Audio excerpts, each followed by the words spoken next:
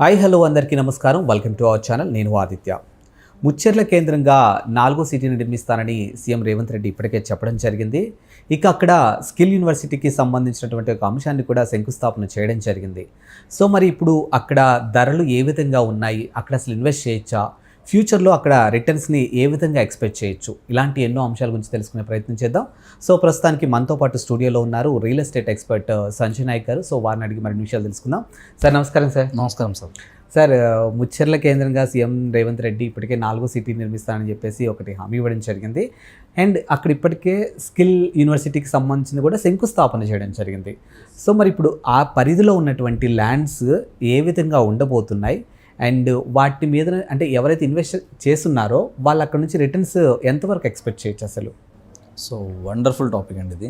ఎందుకంటే గతంలో కేసీఆర్ గవర్నమెంట్ ఉన్నప్పుడు, అంటే టీఆర్ఎస్ గవర్నమెంట్ ఉన్నప్పుడు వాళ్ళు ఏం అనౌన్స్మెంట్ చేశారంటే శ్రీశైలం హైవే అనేది ఇక్కడ ముచ్చెర్ల అనే దగ్గర ఏంటంటే అసలు చాలామందికి ముచ్చెర్ల అనే పేరు తెలీదు. హైదరాబాద్ ఫార్మాసిటీ అని మాత్రమే తెలుసు.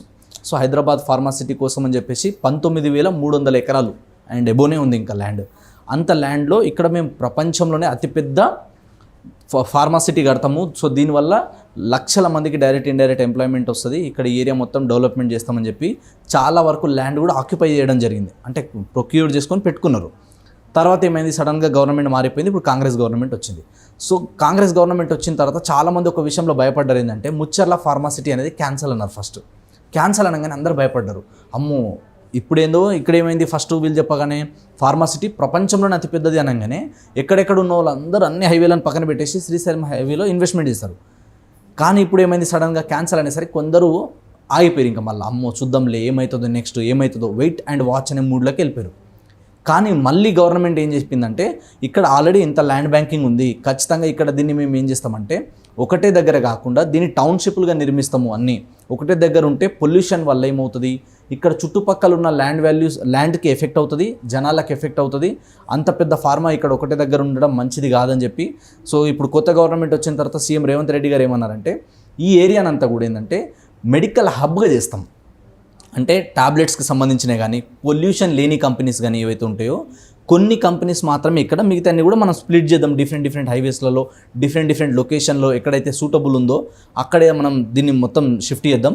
దీంతో పాటు ఏంటంటే ఈ ఏరియాలో ఒక పెద్దగా మనం ఏంటంటే మెడికల్ హబ్ చేద్దాం. ఇంతకుముందు వీళ్ళు ఫార్మాసిటీ అన్నారు కదా, సో అలాగని ఇక్కడ ఏంటంటే మనం మెడికల్ హబ్ ఏంటంటే ప్రపంచంలో ఉన్న ఏ దేశాల్లో ఉన్న వాళ్ళైనా సరే వాళ్ళకి కావాల్సిన మెడిసిన్స్, వాళ్ళకి కావాల్సిన హాస్పిటాలిటీ, వాళ్ళకి కావాల్సిన ట్రీట్మెంట్ ఏది కావాలన్నా జస్ట్ మన రాజీవ్ గాంధీ ఇంటర్నేషనల్ ఎయిర్పోర్ట్కి జస్ట్ నియర్ బై డిస్టెన్స్లో ఒక ½ అవర్ డ్రైవ్లోనే రీచ్ అయ్యే విధంగా ఇక్కడ వచ్చిన వాళ్ళకి అన్ని రకాల ఎమ్యూనిటీస్ ఫెసిలిటీస్ ఉండే విధంగా ఈ ఏరియాని డెవలప్మెంట్ చేయాలని చెప్పి కూడా గవర్నమెంట్ డిసిజన్ తీసుకుంది. సో ఇదొకటి. దీంతోపాటు ఇందాక మీరు అన్నారు స్కిల్ డెవలప్మెంట్ కోసం యూనివర్సిటీ అని చెప్పేసి. సో ఈ యూనివర్సిటీ కూడా ఆల్రెడీ మనకి మీర్ఖాన్పేట్ దగ్గర శంకుస్థాపన జరిగింది. ఆల్రెడీ ఈ అనౌన్స్మెంట్ వచ్చిన తర్వాత ల్యాండ్ వాల్యూస్, మార్కెట్ వాల్యూస్ విపరీతంగా పెరిగినాయి. కల్వకుర్తి వరకు డెవలప్మెంట్కి గ్యారంటీ స్కోప్ ఉంది. గుడ్డిగా మీరు ఎక్కడ ఇన్వెస్ట్మెంట్ చేసినా రేట్లు పెరుగుతాయి. కానీ మేజర్గా ఏంటంటే ఇప్పుడు ఈ ఔటర్ రింగ్ రోడ్ నుంచి రీజనల్ రింగ్ రోడ్ వరకు ఎక్కువ మంది ఇన్వెస్ట్మెంట్ చేస్తున్నారు. కడతాల్, ఆమన్గల్ వరకు ఎక్కువ మంది ఇన్వెస్ట్మెంట్ చేస్తున్నారు మేజర్గా. సో ఈ బెల్ట్లో ఈ ఏరియాలో తీసుకుంటే కూడా ఏంటంటే మనం హెచ్ఎండిఏ లిమిట్లో ఎక్కడ తీసుకున్నా, ఇలా మన ఓఆర్ఆర్ చుట్టుపక్కల ఎక్కడ తీసుకున్నా కూడా 20,000 ఎబో ఉంది పర్ స్క్వేర్ యార్డ్. నేను చూసినంత వరకు మొత్తం అంతా కూడా 18,000 నుంచి 20,000 ఈజ్ మినిమం ప్రైస్. అంతకన్నా తక్కువ ఎక్కడ లేదు. అది దాటిన తర్వాత ఇంకా depends upon area, depends upon హైవేకి నియర్ బై ఉన్నాయి, ఇంకా ఎక్కువ కూడా ఉన్నాయి రేట్స్. సో ఈ ఏరియాలో స్కిల్ డెవలప్మెంట్ సంబంధించిన ఒకటి ఆల్రెడీ స్టార్ట్ అయింది. ఏఐ సిటీ ఒకటి, గోల్ఫ్కి సంబంధించినది అదొకటి అకాడమీ కడుతున్నామని చెప్పేసి, స్పోర్ట్స్కి సంబంధించిన ఒక పెద్ద స్టేడియం ఒకటి, అకాడమీ ఒకటి ప్లాన్ చేస్తామని చెప్పడం జరిగింది. దీంతో పాటు ఏంటంటే మెట్రో యాక్సెస్ అనేది అక్కడ దాకా మేము ఎక్స్టెండ్ చేస్తామని చెప్పడం జరిగింది. ఎందుకంటే ఈ గతంలో గవర్నమెంట్ కూడా ఏం చెప్పిందంటే మనకు ఆల్రెడీ ఈ తుక్కుగూడ వరకు, అంటే ముచ్చెర్ల ఫార్మాసిటీ వరకు కూడా మెట్రో ఎక్స్పాన్షన్ చేయాల్సి వస్తుందని చెప్పేసి, ఇప్పుడు ఎక్స్పాన్షన్ ఎక్కడ వరకు ఉంది, ఫేజ్ 2లో అంటే ఎయిర్పోర్ట్ వరకు ఉంది. సో ఇంకా ఫ్యూచర్లో అక్కడ దాకా కూడా ఎక్స్టెండ్ అవ్వడానికి ఛాన్సెస్ ఉన్నాయి ఖచ్చితంగా. సో దీంతో పాటు ఇంకొకటి ఏంటంటే ఇటు ఎయిర్పోర్ట్కి మేజర్ అడ్వాంటేజ్ ఏంటంటే ఒక సైడ్ బెంగళూరు హైవే, ఒక side Srisailam highway. Srisailam highway అనేది 4 లైన్స్ హైవే. ఇప్పుడు దీన్ని కూడా 6 లైన్స్ హైవేగా దీన్ని డివైడ్ చేయాలి, పెద్దగా చేయాలి. ఇంకోటి ఏంది, ఈ శ్రీశైలం హైవే కూడా చాలామందికి తెలియని ఇంకో పాయింట్ ఏంటంటే ఈ శ్రీశైలం హైవే అనేది తెలంగాణ ఆంధ్రాని కలుపుతుంది మళ్ళీ. ఎట్లయితే మనకి విజయవాడ హైవే ఉందో శ్రీశైలం హైవే కూడా ఇటు తెలంగాణని ఆంధ్రాని కలిపే హైవే కాబట్టి సో దీనికి కూడా డెవలప్మెంట్కి ఎక్కువ స్కోప్ ఉన్నాయి. ఇలా మనం మేజర్గా తీసుకుంటే పెద్ద పెద్ద టౌన్షిప్లు, పెద్ద పెద్ద విల్లా కమ్యూనిటీస్ అన్నీ కూడా ఇలా మనకి తుక్కుగూడ, మహేశ్వరం విపరీతంగా డెవలప్మెంట్ అవుతున్నాయి. మొన్నటిదాకా విపరీతంగా ఏం లేకుండా అక్కడ మొన్నటిదాకా చాలామంది ఏంటంటే భయపడ్డారు. ఫార్మాసిటీ అన్నారు, క్యాన్సల్ అన్నారు, రియల్ ఎస్టేట్ పడిపోయింది, డమాల్ అయిపోయింది అన్నారు. ఖచ్చితంగా నేను చెప్తున్నా 100% రియల్ ఎస్టేట్లో సేల్స్ తగ్గినాయి, స్లో అయింది.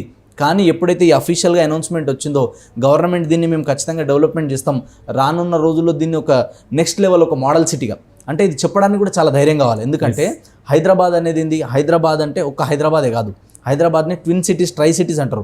ఇప్పుడు 4th సిటీ అంటే హైదరాబాద్, సైబరాబాద్, సికింద్రాబాద్, నెక్స్ట్ వచ్చేసి ఇప్పుడు ముచ్చర్ల ఫార్మాసిటీ ఏదైతే ముచ్చర్ల ఏరియా ఉందో ఇది 4th సిటీగా డెవలప్మెంట్ చేస్తామంటున్నారు. సో ఇంతలాగా డెవలప్మెంట్ చేయాలి, 4th సిటీ లాగా డెవలప్మెంట్ చేయాలంటే ఎంతమందికి ఎంప్లాయ్మెంట్ వస్తుంది, ఎంత ఇన్ఫ్రాస్ట్రక్చర్ వస్తుంది, ఎంత గ్రోత్ ఉంటుంది. సో ఇవన్నీ మనం దృష్టిలో పెట్టుకొని ఇవాళ మనం శ్రీశైలం హైవే అండ్ ఆ హైవే నుంచి చుట్టుపక్కల మనం ఒక 20-30 కిలోమీటర్ రేడియస్లో ఎక్కడ ఇన్వెస్ట్మెంట్ చేసినా కూడా outer ring road and regional ring road దాటి కూడా మళ్ళీ చెప్తున్నాను నేను, అప్ టు కల్వకుర్తి వరకు ఎక్కడ ఇన్వెస్ట్మెంట్ చేసినా సరే అద్భుతమైన రిటర్న్స్ వస్తాయి, దాంట్లో ఎలాంటి డోకా లేదు. సో దీనివల్ల కూడా ఏంటంటే రియల్ ఎస్టేట్కి మళ్ళీ ఊపందుకుంది. లాస్ట్ నేను 2-3 డేస్ బిఫోర్ కూడా రెగ్యులర్గా పేపర్స్ చూస్తూ ఉంటాను నేను, ఎందుకంటే రియల్ ఎస్టేట్ అప్డేట్స్ కోసం. సో దాంట్లో కూడా మీరు చెక్ చేసుకుంటే కిటకిటలు ఆడిపోతుంది రిజిస్ట్రేషన్ ఆఫీస్ అన్ని. ఎందుకు జనాలు ఎక్కువ వస్తున్నారు, ఎందుకంటే ల్యాండ్ అయితే ఇప్పుడు కొన్ని పెట్టుకున్నారు, రైతుల దగ్గర నుంచి తీసుకున్నారు, ఇది ఖాళీ వదిలేయలేరు కదా, దీన్ని ఏదో ఒక డెవలప్మెంట్ చేయాలి కదా. ఇంకోటి ఏంది, అదేదో దూరం ఉందా అంటే అది కాదు, జస్ట్ 20-30 కిలోమీటర్ రేడియస్లోనే ఉంది ఎయిర్పోర్ట్కి. కాబట్టి ఏరియాలో ఖచ్చితంగా స్కోప్ ఉంది. ఇలా మళ్ళీ ఒక పాయింట్ చెప్తున్నాను నేను, హైదరాబాద్ నడి ఒడ్డు నుంచి మొదలు పెడితే రాసి పెట్టుకోండి మీరు బాండ్ పేపర్ మీద, నేను చెప్పగలుగుతా 100 కిలోమీటర్ రేడియస్లో గ్యారంటీగా రేట్లు పెరుగుతుంది. కానీ కొందరు బ్యాచ్ ఉంటారు, ఈ వీడియో చూసేటోళ్ళ దాంట్లో కూడా చాలామంది ఉంటారు, వీడియోలు చూస్తారు, ఇవన్నీ మస్తు చెప్తారు వీళ్ళు, రియల్ ఎస్టేట్ వాళ్ళు కదా, వాళ్ళ ప్లాట్లు అమ్ముకోనికే, భూములు అమ్ముకోనికే మస్తు చెప్తారు వీళ్ళు అనుకుంటారు.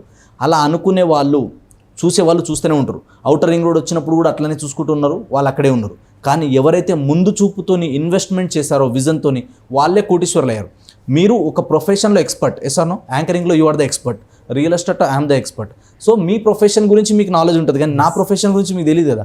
సో రియల్ ఎస్టేట్ ఎక్స్పర్ట్ల త్రూ సలహాలు సూచనలు తీసుకొని మనం పెట్టుబడి పెడితే డబ్బు నుంచి డబ్బు, వడ్డీ చక్రవడ్డీ పెరిగి మన కోసం కష్టపడే ఒక ప్రాపర్టీని మనం తయారు చేసుకోవచ్చు. 10 సంవత్సరాల్లో 20 సంవత్సరాల్లో మీరు ఎంతైతే సంపాదిస్తారో ఒక ప్రాపర్టీ మీరు కొని పెట్టుకుంటే ఇలా ఆ ప్రాపర్టీ మీకోసం అంత సంపాదించి పెడుతుంది. కాబట్టి మనం ప్రాపర్టీ మీద ఇన్వెస్ట్మెంట్ చేస్తే ఈరోజు మనం దాన్ని కాపాడుకుంటే రేపు అది మనల్ని కాపాడుకుంటుంది. కాబట్టి శ్రీశైలం హైవే అండ్ ఏదైతే ముచ్చర్లా ఉందో ఈ చుట్టుపక్కల అప్ టు మనం ఎక్కడ ఇన్వెస్ట్మెంట్ చేసినా కూడా అద్భుతమైన రిటర్న్స్ వస్తాయి. బట్ ఒక విషయం గుర్తుపెట్టుకోవాలి, ఇక్కడ ఓవర్ నైట్లో అయిపోదు. మినిమం ఒక 5 to 10 years వెయిట్ చేస్తే గవర్నమెంట్ అన్నప్పుడు వర్క్ కొంచెం స్లోగా ఉంటుంది. కాబట్టి నెక్స్ట్ ఒక 10 years మనం వెయిట్ చేయగలిగితే మాత్రం ట్రెమెండస్ చేంజెస్ చూడవచ్చు. సో దీనివల్ల రియల్ ఎస్టేట్కి అద్భుతంగా ఉంటుంది. రియల్ ఎస్టేట్లో ఆ శ్రీశైలం హైవే ఇన్వెస్ట్మెంట్ చేసిన వాళ్ళు వెయిట్ చేయండి, అమ్మకండి. ఈ టైంలో అమ్మొద్దు, ఈ టైం అసలు మంచిది కాదు, ఎందుకంటే ఇప్పుడు రేట్లు పెరిగే టైం ఇది. కాబట్టి కొంచెం వెయిట్ చేసి ఒక 5-10 years వెయిట్ చేయగలిగితే మాత్రం అద్భుతమైన రిటర్న్ తీసుకోవచ్చు. ఒక మంచి ప్రాపర్టీ కొనుక్కున్న ఫీలింగ్, ఆ సాటిస్ఫాక్షన్ ప్రతి కస్టమర్కి లైఫ్ టైం ఉంటుంది. Thank you sir. Thank you.